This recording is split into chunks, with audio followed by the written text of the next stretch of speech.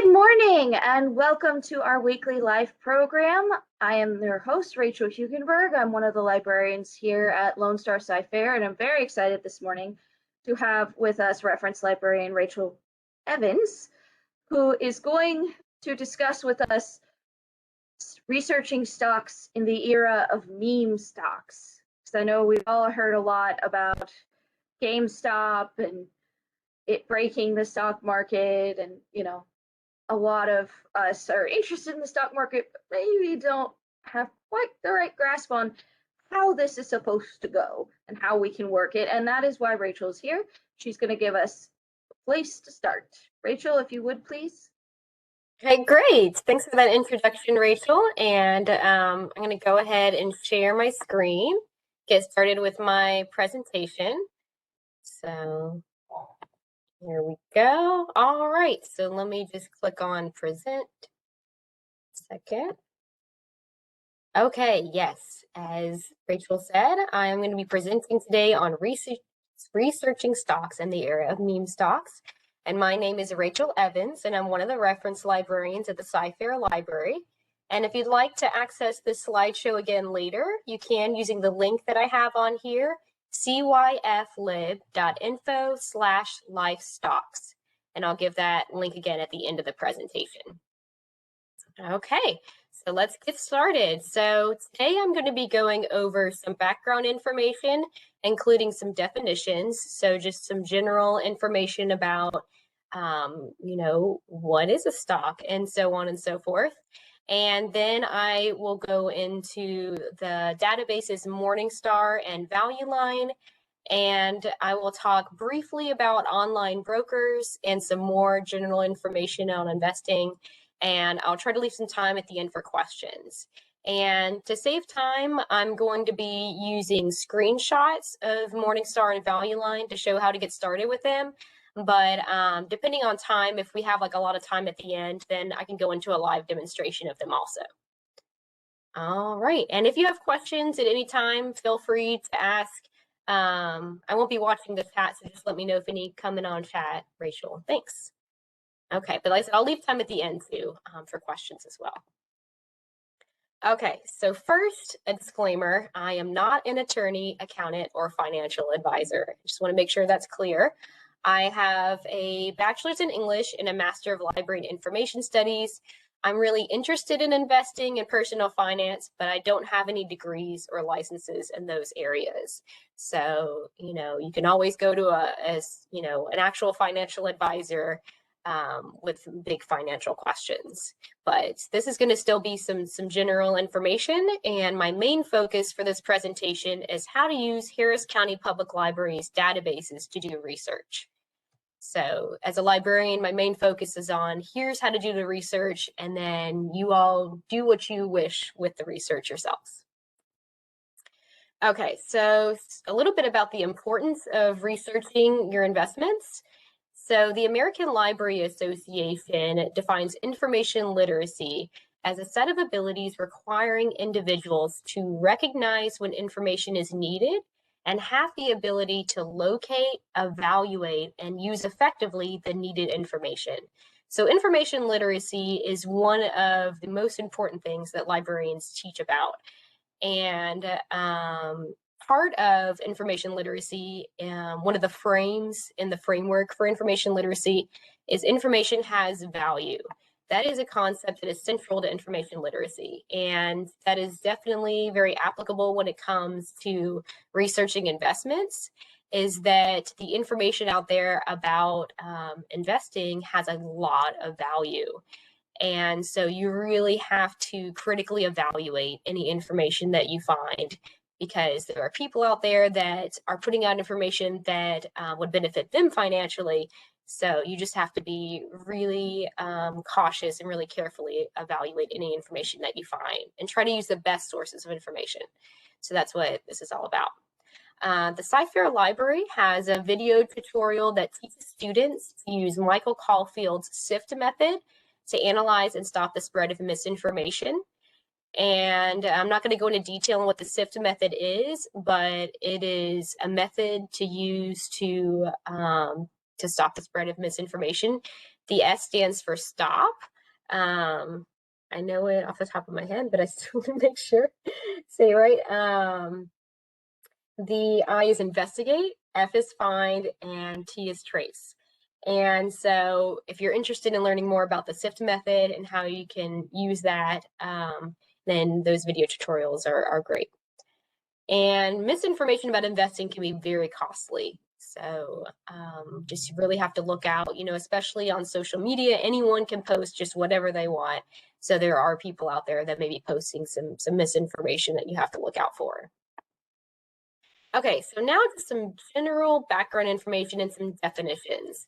So a good place for that, there's a lot of different places you can go to for, and I'll talk about some others too, but one is just investopedia.com. It's just quick and easy to use as they have a dictionary of a lot of different investing terms.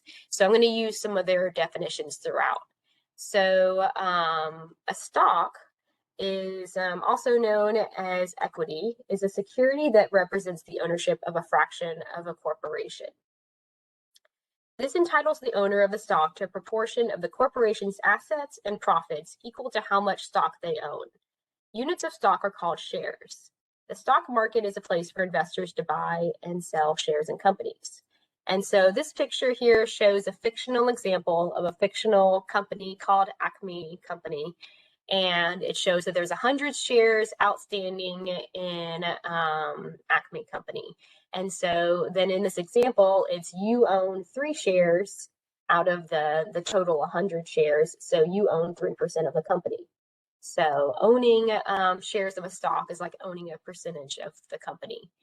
And so each stock, each share represents a fraction of a corporation. So what is a meme stock? Since I've got that in the title of this presentation. So meme stock, this is a relatively new. There's an article from the Balance. I have the link on that. At the end of the presentation too, I have a references list where I have a bunch of different links to articles that I read in preparation for this. So they define a meme stock as a stock that has gone viral online, drawing the attention of retail investors. And so they say that, hold on, sorry, just looking at my notes here. A meme stock is a stock that has seen an increase in volume, not because of the company's performance, but rather because of hype on social media and online forums like Reddit. So, you may see the stock price just suddenly rise really sharply. And usually, that would be because something was released by the company or some, news, something that made investors really excited about the stock. But for a meme stock, it may just be someone posted on social media about it and everyone got really excited. And so everyone jumped into it. And so I think one of the meme stocks that we've all heard about the most recently has been Gamestop. And they saw a massive price surge in late January 2021 after retail investors attempted to take on a hedge fund that had shorted the stock. And that really is still ongoing. I'm not going to spend, a lot of the presentation going over all of that because there's just so much and I don't even fully understand it all, but it's really fascinating because I've never seen anything like it before.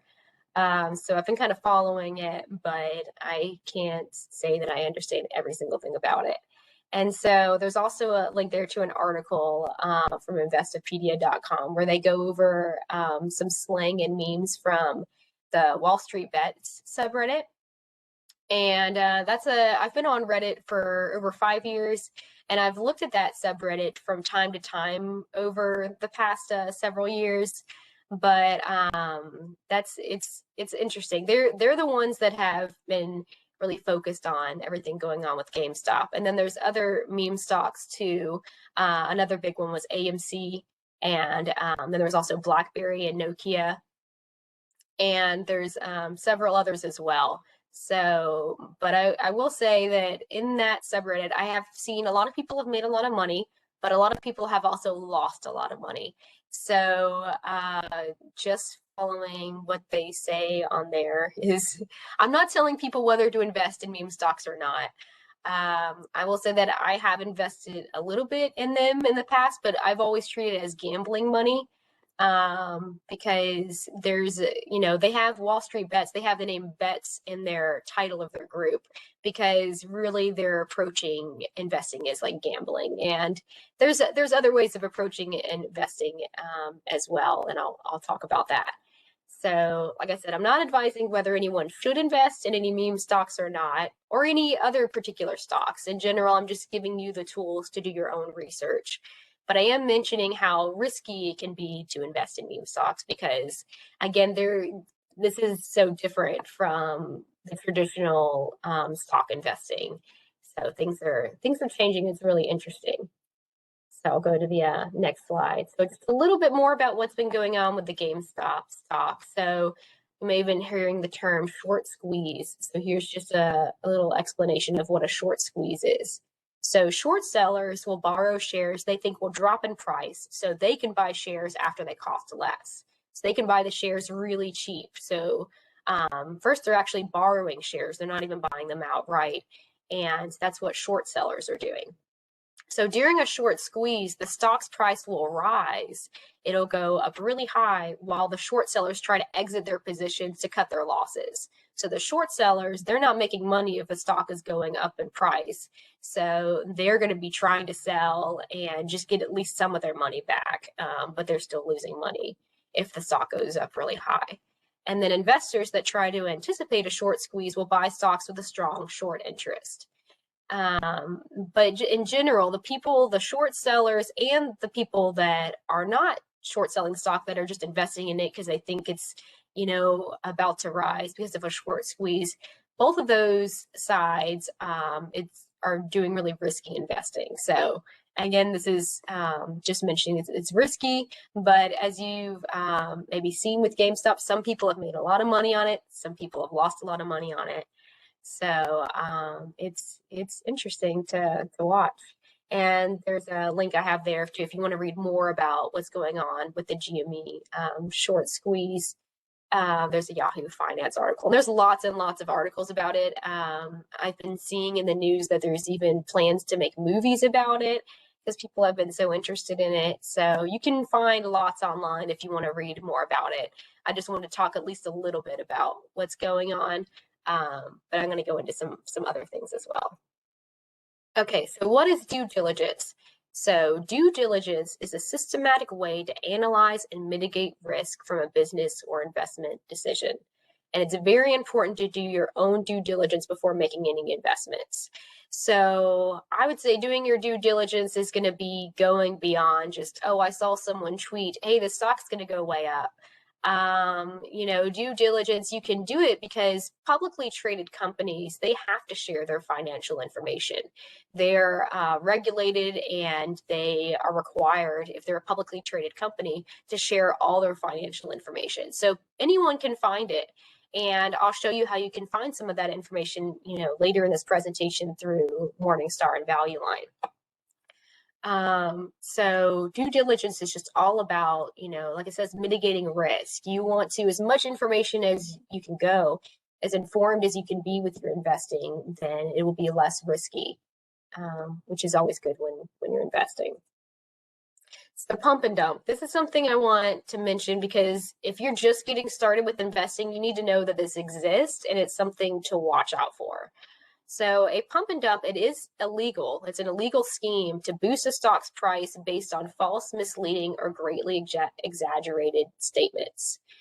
And so this used to be done in the past through cold calling on the telephone.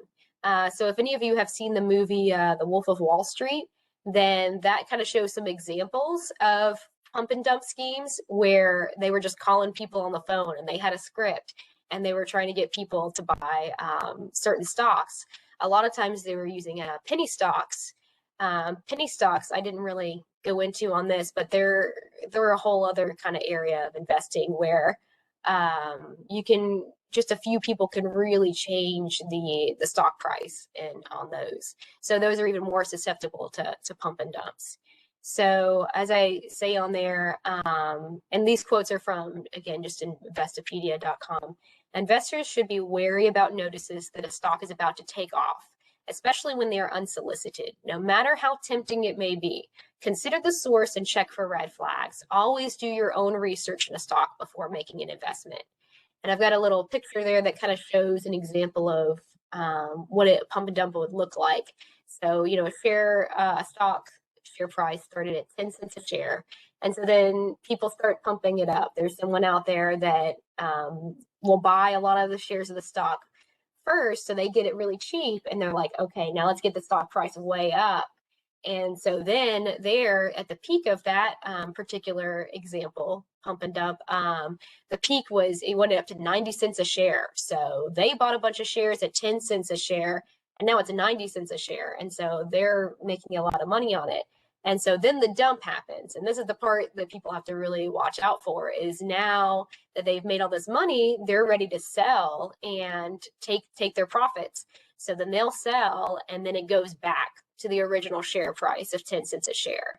And that's because the stock price isn't going up based on any fundamentals. It's not going up because the company did anything different and they released this great new product or something. It's just because someone decided, I want to make some money on this, so I am going to post online, hey, everyone, jump into this, particular stock.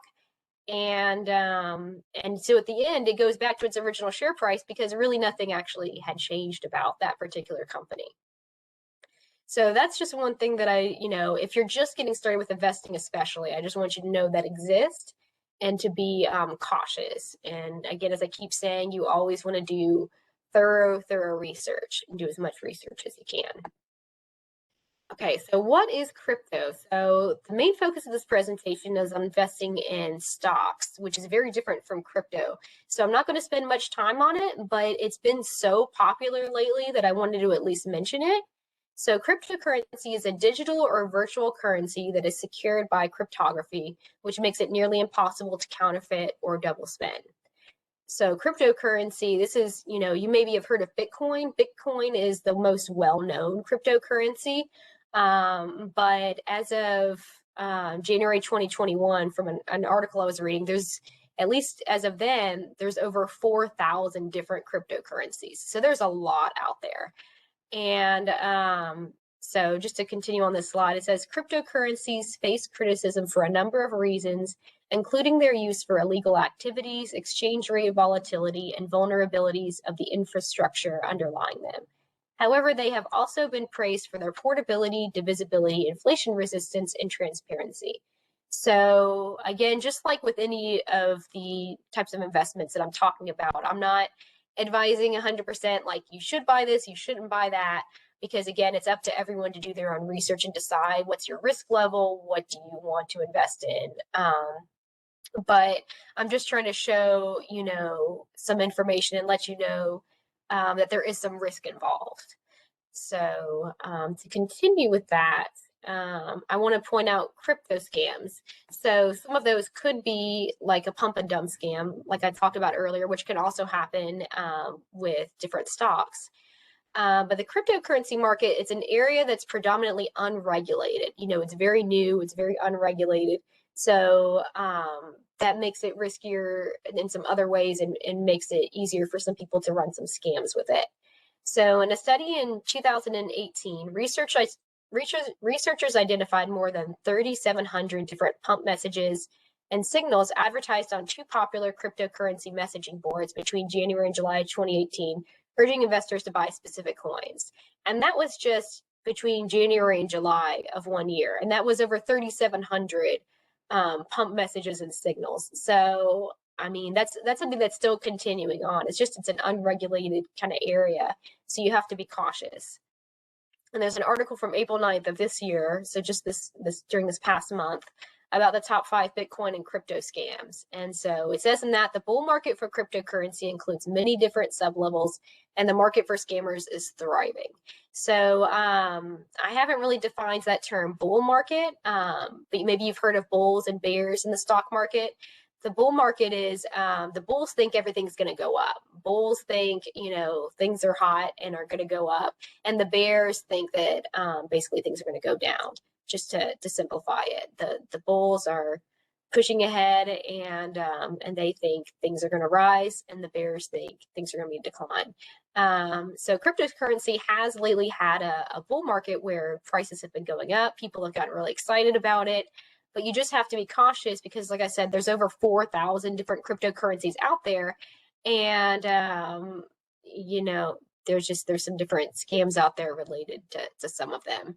As you can see, there's a little picture there with some examples of cryptocurrency fraud. There's ones related to account takeover, mining fraud, and initial coin offering fraud. So there's exit scams and pump and dump, and then there's some other ones as well. So just be cautious and do your research. Think carefully, take some time before you jump into any investments. So another thing that you want to watch out for is just the emotions that are attached with investing.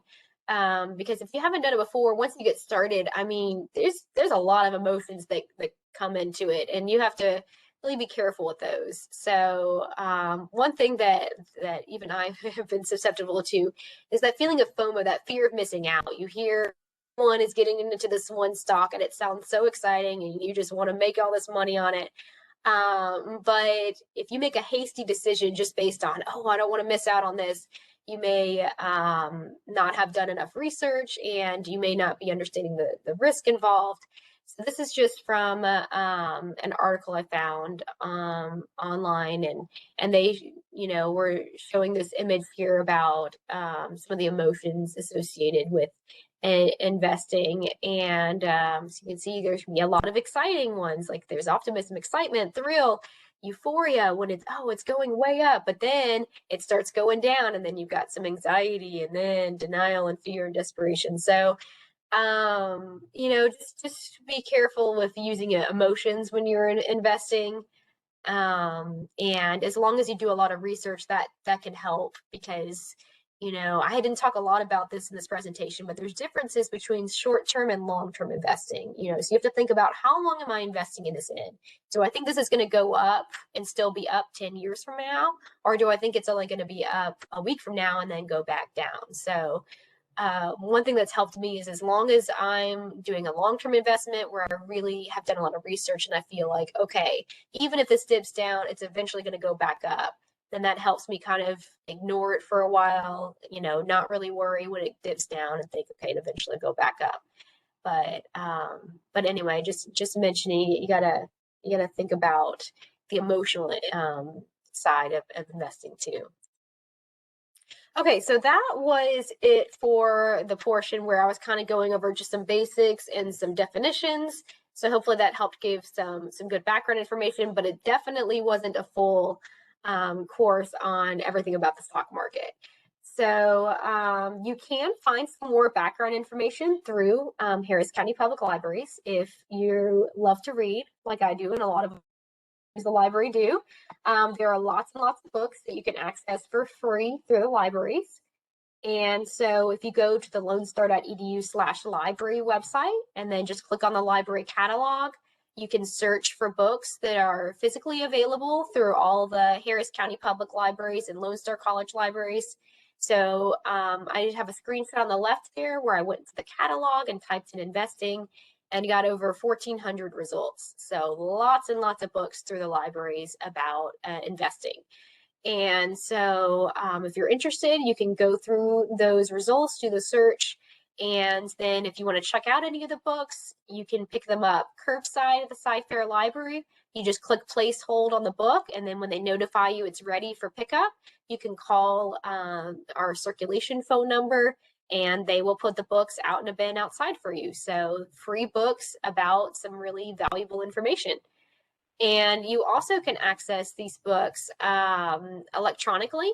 So if you go to hcpl.overdrive.com, or if you use the app Libby, then you can search for investing or other related keywords. You could also try stocks, finance, and then you'll see that there are lots of ebooks and e-audiobooks that you can download and listen to on your different devices.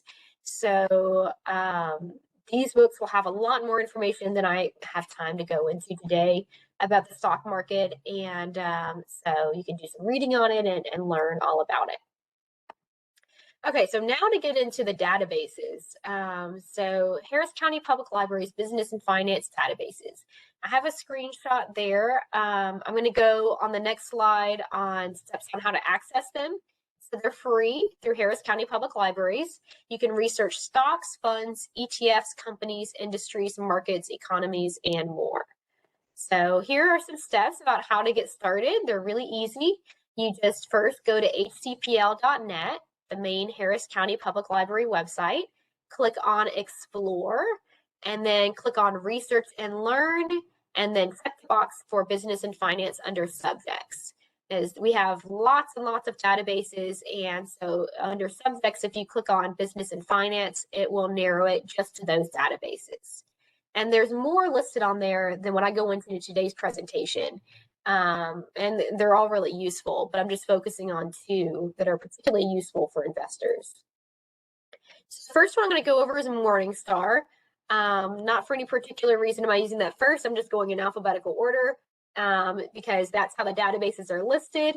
So when you're on that research databases page, Business and Finance, then you just scroll down and you'll see Morningstar listed, and they're in alphabetical order.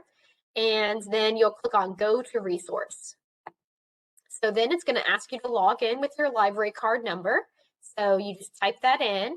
And it also has a link there where if you don't have a library card yet, you can just click on Register for a library card. So once you put your library card in, then you'll be signed in. And so a little bit of background info on what is Morningstar. So Morningstar is well known. It was also listed on that Investopedia website. So they define Morningstar as a Chicago-based investment research firm that compiles and analyzes fund, stock, and general market data.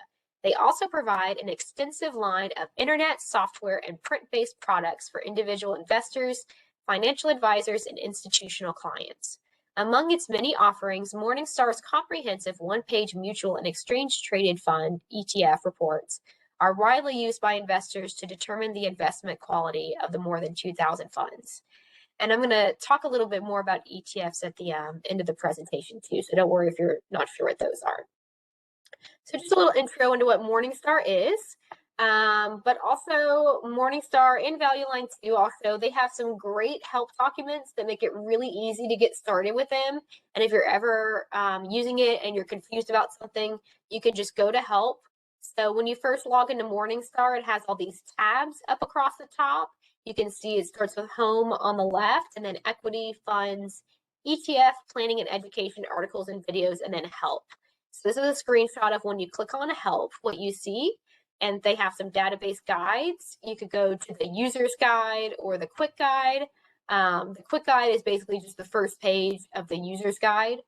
They should go over how to read a stock analyst report, how to read a fund analyst report. They also have some tutorial videos. And as you can see, they even have some monthly training sessions, and they'll have one tomorrow. So if this gets you interested in Morningstar and you want to hear some more about it, you could even go. Morningstar is going to offer a training tomorrow at 3. But yeah, their help guides make it really easy to figure out how to navigate their site. So searching in Morningstar. So the first thing I'm going to go over is just how do you search for a company in there? And it's really easy. You just see the search box at the top, and you click into it. You type in the stock symbol, ticker, or the company name. So, I know that Gamestop, their ticker is GME. So you would just type that in. And as you can see in the screenshot, you get a list of results underneath it. And so when I type in GME, I see GameStop Corp in parentheses GME. That's what I want the report for. So I just click on that. So you just click on the name of the company in the list that pops up when you start typing in the search box. And you don't have to use the stock symbol or ticker, although they are really easy to look up. You can even just Google, what's the stock symbol for whatever company. But also if you just type in the name of the company, then it comes up too. Oh, part of the slide didn't load. Try clicking reload. Oh, weird. Huh. Okay, so on one of my slide on here, let's see, I've got my screenshots of surfing. But you know, we have time. I think I'm just going to I'll just do a live demonstration. Those are fun. Let's see. So I'm going to go back to sharing. So again, just to show you real quick, when you're on the Harris County Public Library website, then you just click on Explore, and then you click on Research and Learn. And then this brings you to all the databases. So you can see a full list, but you can just click on Business and Finance under Subjects to limit to just those.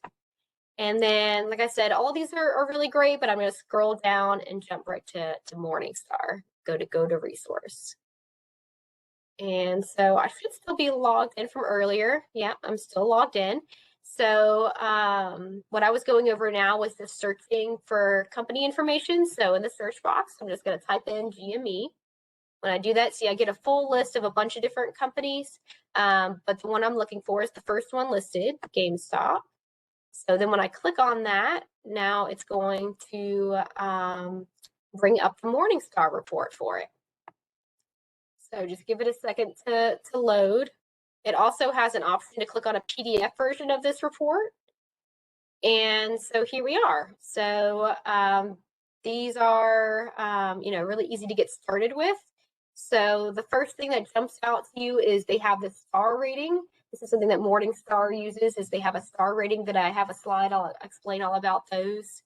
So I'll go into more detail on that in a minute. It's showing you the share price, and then it's showing you some information on things like what has been the year range and price for it. And GameStop is just such an interesting stock lately that it has a very wide range for the past year. It was as low as $3.77 a share, and it's been as high as $483 per share, which was during the January short squeeze that was going on. And but it's still way up from its low on the year. So anyway, I'm going to talk a little bit too about what PE ratios are, and so then you'll understand why there's nothing listed under the forward PE in a second. And then Morningstar's analysis. Now on this one thing I'll point out is it has and I think I have a slide about this, it has a Q next to the star rating. So that means something. That means it's a quantitative rating through Morningstar.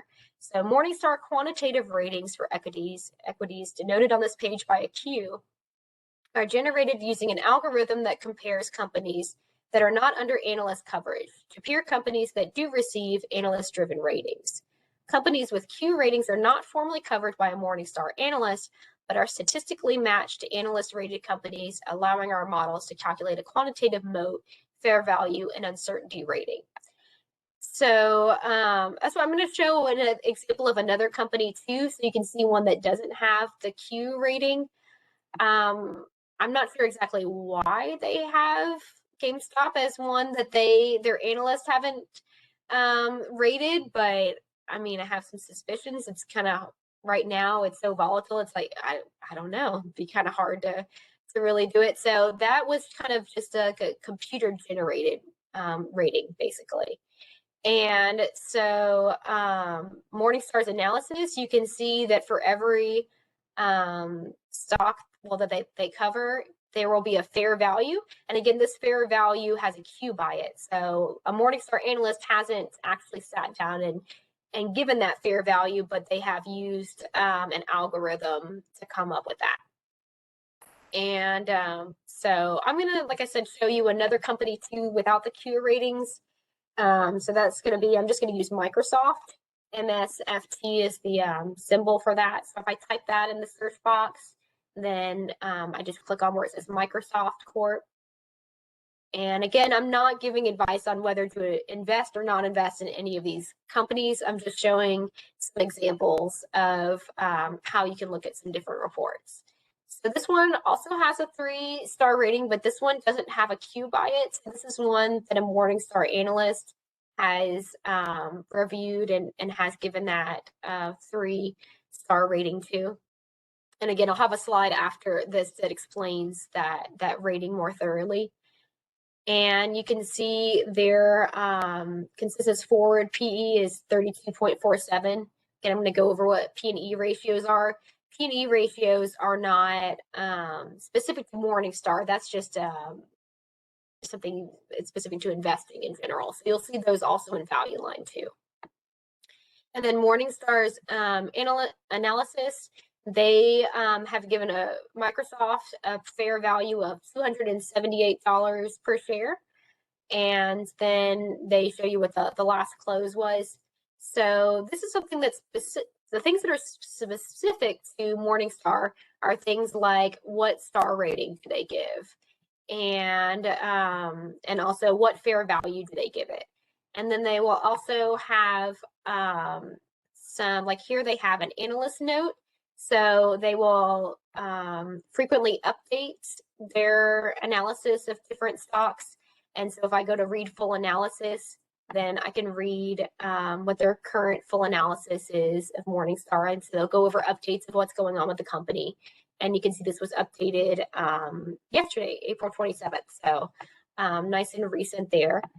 And so that can be really helpful when you're deciding whether to invest in a company or whether you want to keep investing in it if you're ready to sell or if you want to buy more. And you can make those kind of decisions with some of this information that the Morningstar analysts will give it. They also will give different companies ratings on economic moat. And that basically is, how they compare with competitors. And so the Morningstar Economic Moat Rating can help investors uncover companies that will provide superior long-term returns. So the Economic Moat Rating represents a company's sustainable competitive advantage. Morningstar has identified 5 sources of economic moats: intangible assets, switching costs, network effect, cost advantage, and efficient scale. So they're talking about a moat, kind of like a moat around, a castle. You think about how wide it is. A wide economic moat is going to be better than a narrow one. So for example. Anyway, so that is how you get started just searching for companies. And since I'm in Morningstar, I'm just going to click around a little bit just to show you a couple of other things before I go more into what their rating system and all means. So you can also search for funds. At the end of this presentation, I'm going to talk a little bit more about things we can invest in other than just stocks. One thing is, like mutual funds and other related funds. Those are a little bit different. And then there's also ETFs, which I mentioned I'm going to go over a little bit more later. So they don't cover just stocks. They also cover funds and ETFs. And then under planning and education, this is another place you can go if you want to learn some more about investing. They have an investing classroom there. They do a portfolio x-ray where you can input an actual or hypothetical portfolio and see how its securities are working together. And they have a retirement cost calculator, college cost calculator. And like I said, they also have some articles and videos. And then I mentioned earlier, I showed a screenshot of help is a really good place to get started. Just like, understanding their analyst reports and understanding how to use Morningstar. Okay, so I'm going to go back to the presentation. So you can see I had some screenshots, but for some reason they just weren't showing up. But that's okay, because I was able to go into the database. But again, you can get to this presentation later, and hopefully later it'll work. But let me go back to my presentation. So Morningstar stock star ratings. So we saw some examples of there. I have a screenshot of, they gave a 3-star rating for Microsoft. So it tells you at a glance whether their analysts think a stock is undervalued or overvalued. So a 5-star stock is underpriced relative to what our analysts think it's worth, while a 1-star stock is overpriced, therefore has a significantly lower expected return. And they think that 3-star stocks should offer a fair return that adequately compensates for the riskiness of the stock. So they think those are fairly valued. So the star rating is 5 stars is the best as far as what price the current stock is at, and then 1 star is their lowest rating where they think that it's overpriced and people are paying too much for the stock at its current price. So what is a PE ratio? So we saw some examples of those when we were in Morningstar. Again, it's not specific to Morningstar.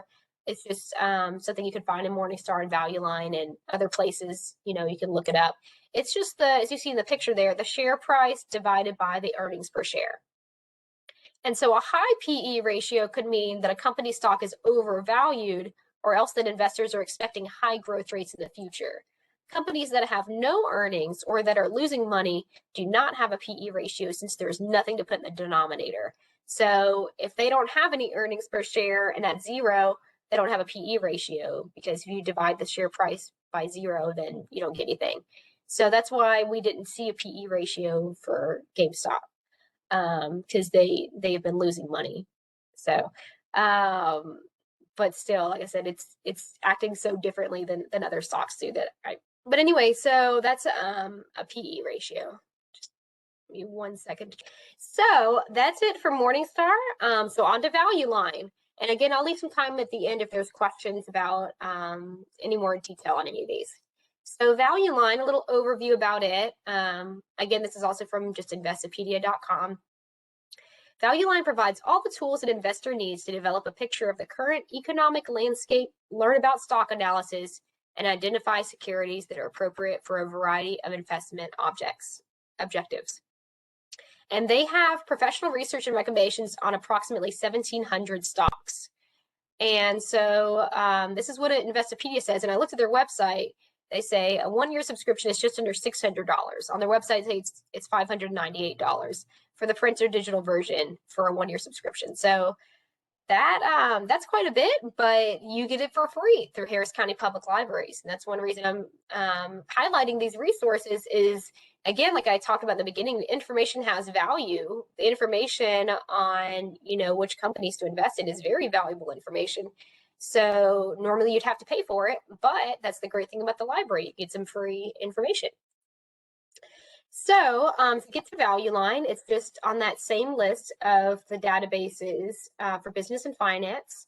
And then you scroll down to the V's into Value Line and click on Go to Resource. So before I get into Value Line, I'll talk about how they do have some great help documents there. Like I showed that Morningstar does, so does Value Line, very similar. But there you have to scroll to the bottom of the page instead of it up at the top, and then it will say Help. And I have some screenshots there of what it looks like when you go to the help page. They have some frequently asked questions, and then they have some under quick links, helpful navigation tips for beginners, helpful navigation tips for experienced users. They have video tutorials and a glossary. So lots of help that I recommend using when you're just getting started with this. And it's so funny. It's like you do screenshots as a backup in case the live demonstration doesn't work, and then the screenshots don't work. So that's okay. It's working, and it's more fun to go just right into the resource. So again, you're on the business and databases, the business and finance databases page, and then you click on Value Line. And this is great because my screenshots were from yesterday, so now we get to see even more recent coverage.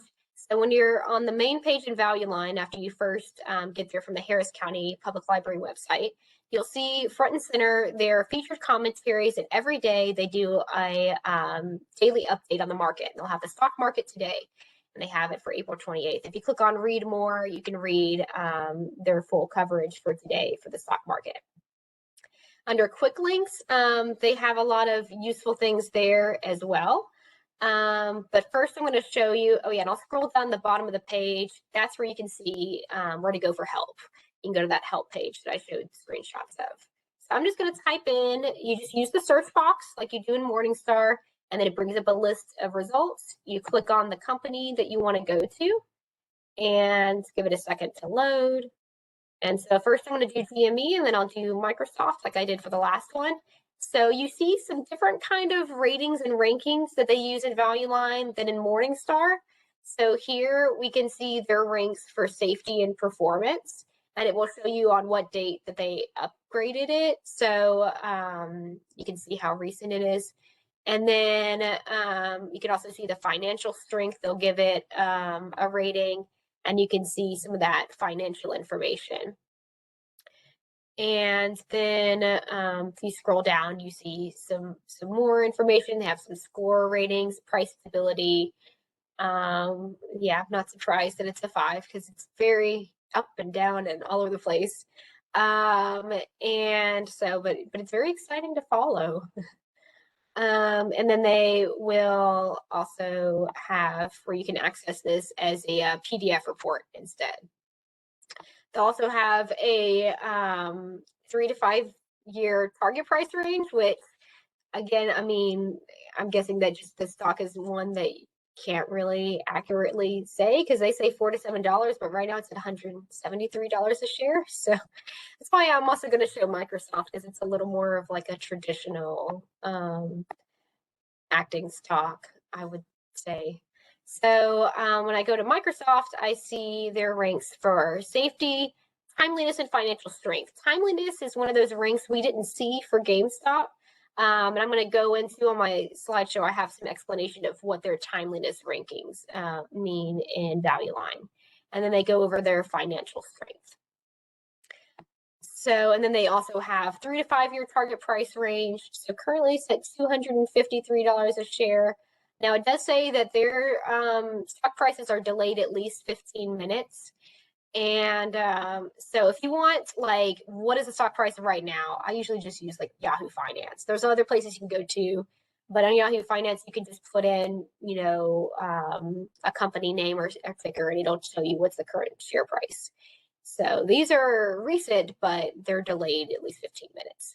And then they give the 3 to 5 year target price range, 18-month target price range. So, you know, if you're planning on doing some long-term investing, it can be helpful to kind of see. And again, these are just price ranges. You know, there's really with any stock, you can't completely predict what's going to happen, but they're just analyzing it based on their financial information and so on. So I'm going to go back to my slideshow. Again, I just had a couple of screenshots from Value Line of looking at companies, but I just showed it in the database instead. So let me go back to, okay, so the timeliness rank. So we saw that they gave a 2 timeliness rank to Microsoft. So the timeliness rank is the rank of a stock's probable relative market performance in the year ahead. And so they derive it using a computer program, using as input the long-term price and earnings history, recent price and earnings momentum, and earnings surprise. So earnings are something that if you get into investing, you may want to follow what are the different earnings that come out on different companies. And so some earnings surprise is sometimes, you know, people will predict what the earnings results will be, and they'll be surprised. It'll either be they earn more or less. So stocks ranked 1 are the highest ranked, and 2 are above average, are likely to outpace the year ahead market. Those ranked 4 below average and 5 lowest are expected to underperform most stocks over the next 12 months. And stocks ranked 3 average will probably advance or decline with the market. So investors, according to Value Line at least, should try to limit purchases to stocks ranked 1 highest and 2 above average for timeliness. And that's just what Value Line is recommending. Some of their selection and opinion. When you're on the Value Line website, you can go to under quick links, selection and opinion, and then it will load the most recent issue of the Value Line Investment Survey and the section selection and opinion. So this one is current through April 30th. And then you can read some commentary they have, and you can scroll through. One thing they have is they give some updates on their model portfolios. I'll talk a little bit about more of those. So they have these model portfolios where they put together several different stocks based on some different criteria, and they'll give updates on that. They'll also, as you can see, give information on things like low risk stocks with high return on equity, low risk stocks for worthwhile total return, and so on. So let me go back to my slideshow. Okay, so their model portfolio 1 is stocks with above average year ahead price potential. And then I'm running lower on time, so I won't go exactly into all the portfolios they have, but they're really interesting if you're trying to get ideas of what do I want to invest in. Those can kind of give you some ideas to look into. And you can also find that on their website when you go to find ideas. So it's not just in selection and opinion. If you go on the different tabs they have, one is find ideas. And that's where you can see their model portfolios, and you can set up your own custom portfolios. You can create screeners to find stocks that may be of interest to you and access some of their other services such as Select and Dividend Select. And under investment education, that's another tab they have. That's where newer investors can gain valuable insights into how the stock market works and how to create a winning portfolio. And it includes a glossary. So that's another place you can go to learn more about getting started with investing. Okay, so that was it for Morningstar and Value Line. I did have a little more general information about investing that I wanted to go over too. So online brokers. So if you're going to be investing, you have to use a broker. And so you want to research very thoroughly and choose the right one for you. And it's going to be different, for everyone and for what your needs are. I'll say that I personally use Vanguard and Fidelity, but those are just two of many. There's a lot of other good online brokers out there. So, and there's an article there from Forbes that shows their best online brokers for 2021. You don't necessarily have to follow, what they say, but they have some good general info about what you should look for when you're choosing one. So you should consider whether they match your investing profile, cater to your objectives. Pay attention to the commissions and fees they charge, especially those related to investing products you'll be using the most. So you really do want to look at what are the fees for online brokers. Used to, for a lot of them, you had to pay a certain dollar amount every time that you did a transaction, but that has been changing in recent years. So I have a link to an article there about some backlash against Robinhood related to GameStop, because on January 28th, they freeze trades for GameStop. So if you want to read more about that, there's an article about it. So there's been a lot of backlash against it. Robinhood, I have used. One thing that was really exciting about it when it first came out, it was one of the first to offer 0 commission fees, where you could buy any number of shares of a stock and you didn't have to pay a fee, whereas a lot of other online brokers you had to. But because Robinhood became so popular for that, a lot of other online brokers have moved to that now.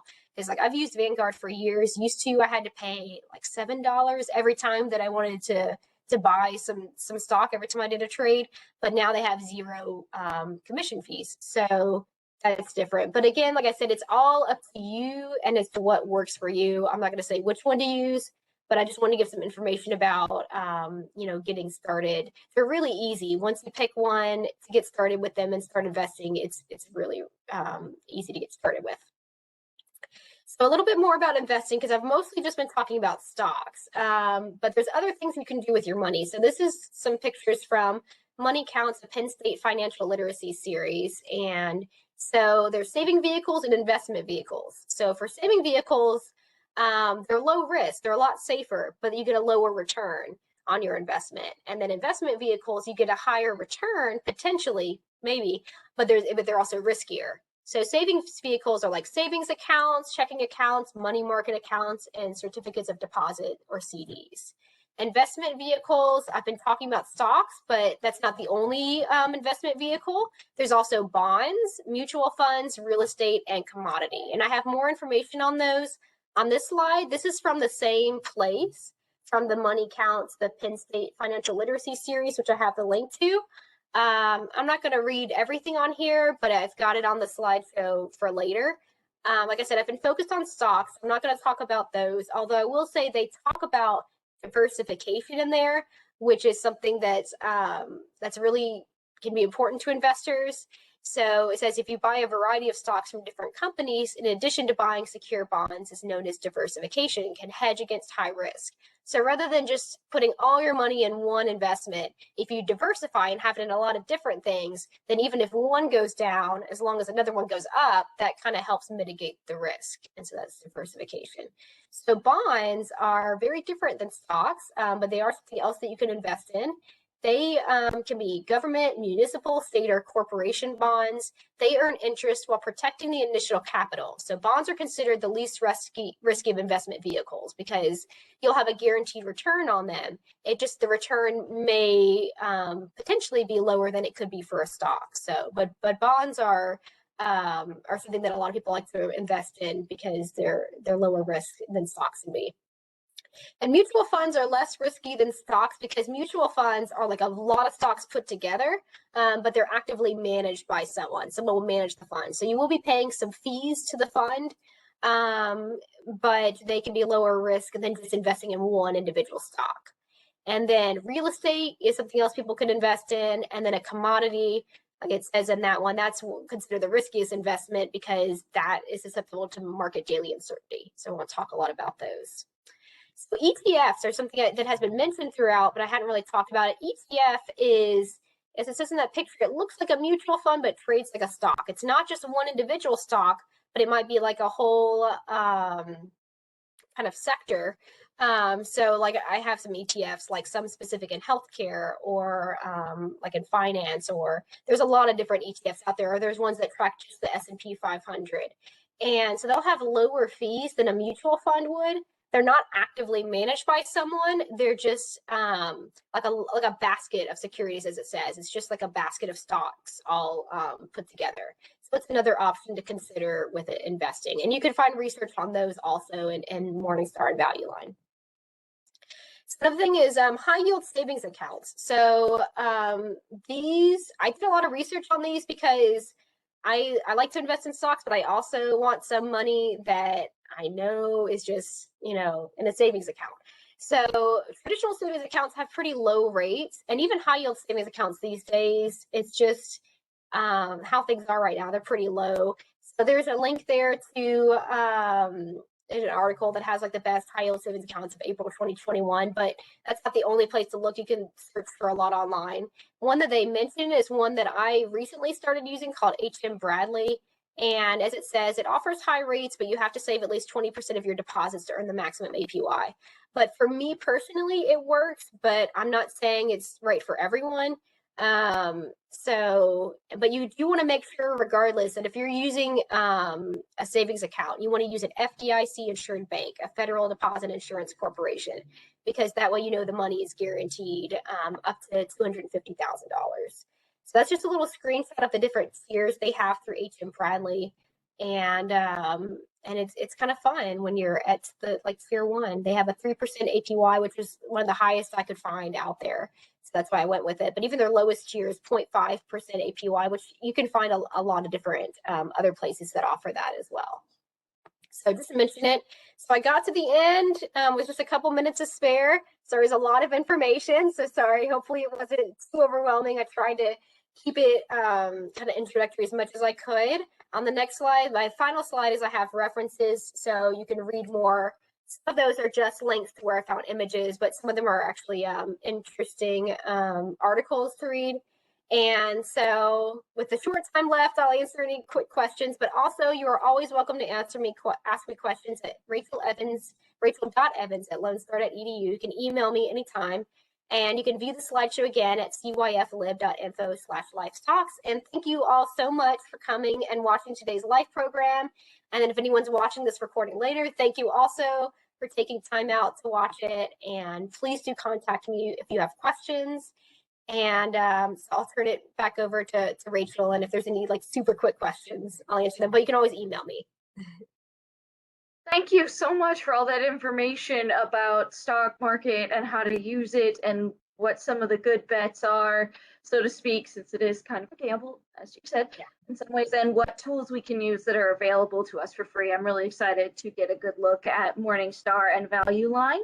We're getting a lot of thank yous and great information, and that people are going to be watching this afterwards who have an interest in investing. I really appreciate you coming here and giving us the down low on meme stocks and on cryptocurrency. I have always been curious about that Dogecoin thing, so it's good to have a better idea of what's going on with it. Please join us next week. Thank you again so much, Rachel E., for joining us and giving us some really great financial advice and lessons in how to use databases. Next week, we are going to be having a program on scrapbooking because May is in fact National Scrapbooking Month. I don't know if you guys knew that. I'm a big fan of the national months. And it's going to be Paper of the Past, Historical Scrapbooking with Mandy Ross, who is the creator of the Instagram Paper of the Past. And she's been featured in a number of magazines, and we are really excited to have her, and we will see you all next week. Thank you so much.